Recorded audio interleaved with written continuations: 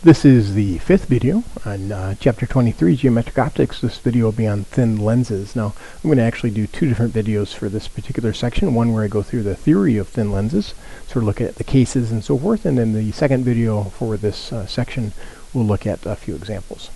So when light travels through a pane of glass, they are shifted, but parallel light rays remain parallel. This is again why objects seem to be distorted when viewed through like the sides of an aquarium or something along those lines. We see a fish in water. It appears to be in a different spot than it actually is based on refraction.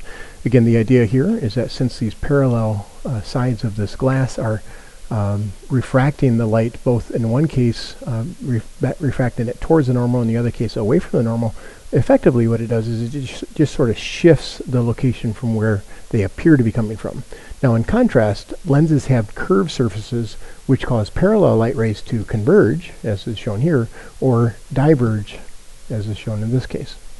Now, like mirrors, lenses can also form images, but they do so through refraction instead of reflection. So converging lenses are thicker in the middle than they are in the endpoints, and diverging lenses are thinner.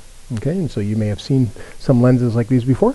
They are common in all sorts of optical instruments that we have over here, cameras, telescopes, microscopes, binoculars, and of course the human eye. This will be the last topic that we look at for this chapter, look at how the human eye works and in conjunction with oftentimes corrective lenses.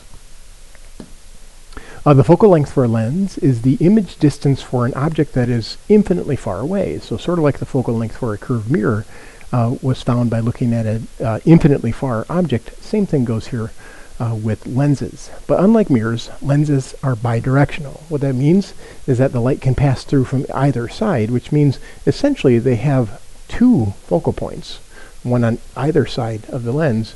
They really only have one focal length, which would be the measurement of how far that focal point is from that lens. The focal length of a lens is a function of both the material type, that changes the index of refraction, and also the curvature of those sides.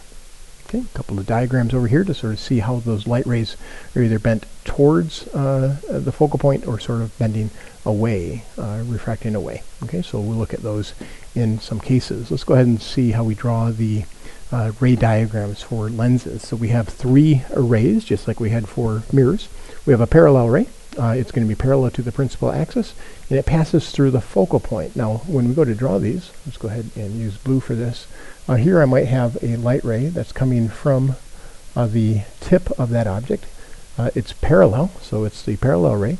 Once it hits that lens, granted it does refract at both of these interfaces, but oftentimes we sort of use a thin lens approximation and just draw that line all the way to the center of that lens.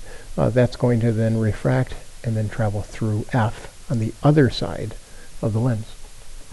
The central ray would be the ray that sort of goes from the tip through the center of the lens, and so refracts again at both edges here, but these are, for most intents and purposes, sort of parallel to each other.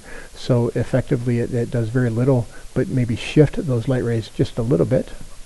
And then finally we have the focal ray. So the focal ray would be going through the focal point on the near side, and when it hits, it's going to end up going parallel to the principal axis. And so here we would see the image. Okay, so the image created from that object using three rays. Okay, now if we did a diverging lens, it's a little bit harder to do.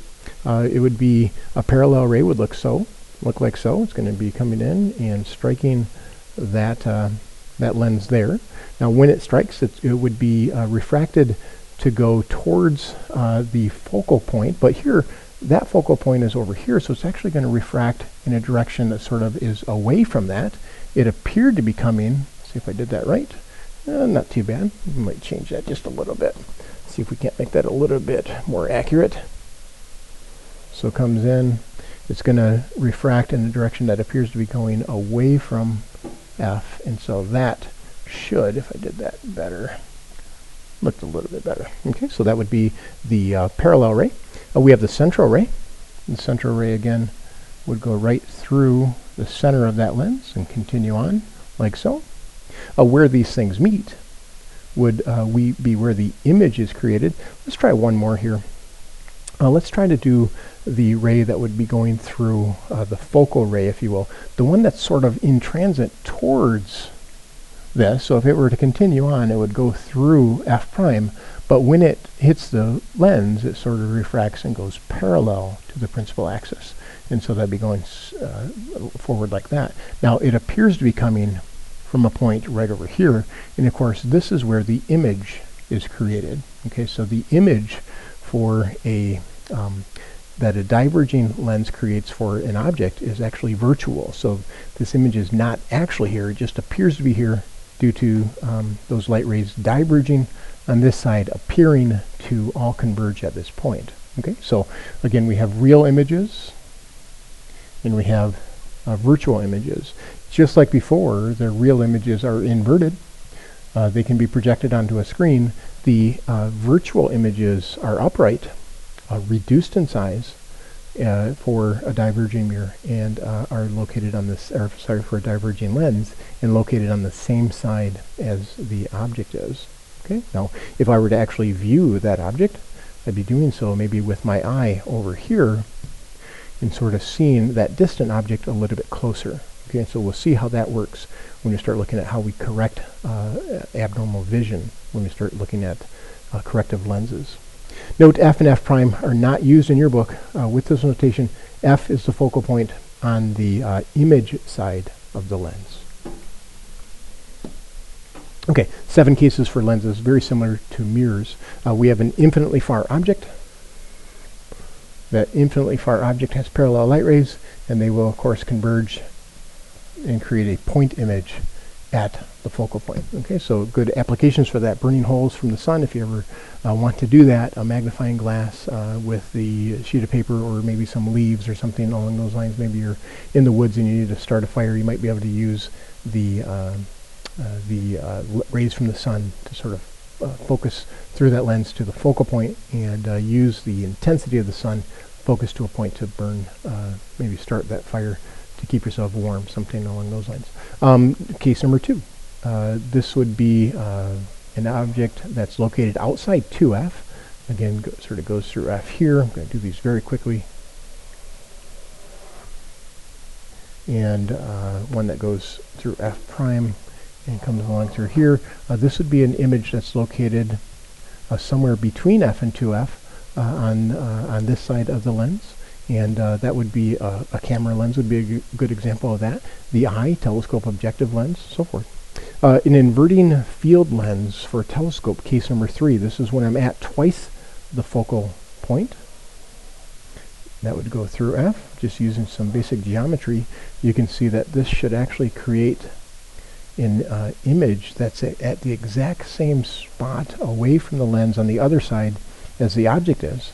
And if we did the central ray, we would see that these would converge right over here at a distance of 2f away. So effectively what it does is it creates an inverted image, the same size, same distance away from the lens as the object is. Okay, case 3. Case 4 over here, motion picture screens often rely on this, where I have some object, probably something on the film that's being run through the projector. That's going to create an image over here. Let's see what the image properties would look like. So this is my parallel ray, goes through f. Here is my focal ray. Let's go ahead and draw that next. Comes down here and goes this way. And then of course we have the one that is going through the center of this lens. And these things appear to converge at a place beyond 2f. And of course, if we use some geometry principles here, we can see that that is an enlarged, inverted image. Okay. Let's see, case number 5. Well, as you guessed, case number 5 is the opposite of case number 1. Good examples of this would be lighthouses and headlights for your car.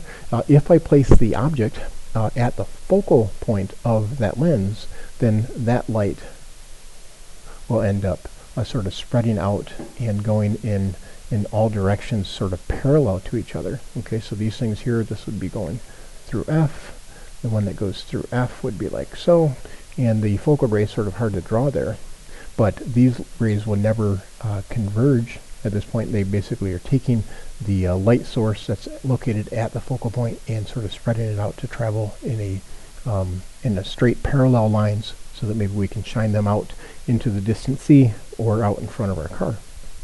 And then finally, number 6, the sixth case for converging lenses. Good examples of this would be a magnifying glass, an eyepiece of a microscope, or telescope. So notice now I'm inside the focal point. Very similar to the mirrors, the 7 cases for mirrors.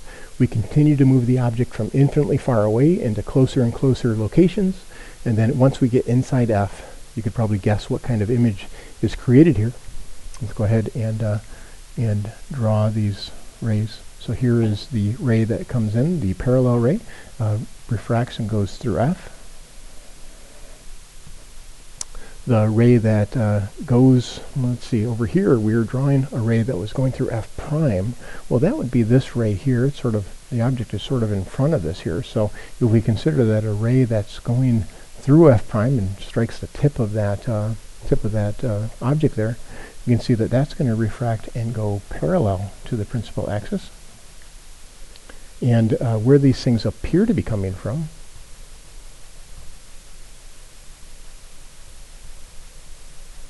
back here somewhere. Let's see if we can't draw the ray that is actually going through the center. We'll continue on like so. These again are diverging on this side, but they appear to be converging from a point back here. And sure enough, as you guessed, this is the virtual but enlarged image that's located on the same side as the lens as the object is. If I wanted to use this as a magnifying glass, my eye would be over here, and I would see that object much bigger on the same side as that object. So the typical magnifying glass. Now for a case 7 is for a diverging lens, and that's from that last slide that we saw over here. Case 7, a little bit harder to draw, but this would be the 7th case for lenses. So corrective lenses, a good application for this is if you are nearsighted, which means that you can see things close but not far away. We often use the diverging lens to be able to correct that kind of vision. Okay, and I'm going to go ahead and just do this last slide here about the way that we would solve problems dealing with the lens equation using magnification equations, and then I'll do a separate video on the examples. So the thin lens equation is very similar to the mirror equation, exact same format, magnification defined the same way. There are some sign conventions that you have to abide by though. The focal length is positive for converging lenses and negative for diverging lenses. The object distance is positive when the object is on the same side as the light entering the lens. That's not an issue unless you're dealing with a compound lens system. We'll look at one of those examples near the end of this chapter. Otherwise, it would be negative. The image distance is positive if the image is on the opposite side of the light entering the lens. Otherwise, it would be negative. And the height of the image is positive if the image is upright, negative otherwise. I'm going to go ahead and do a separate video for just the examples. That should complete this one on the thin lenses.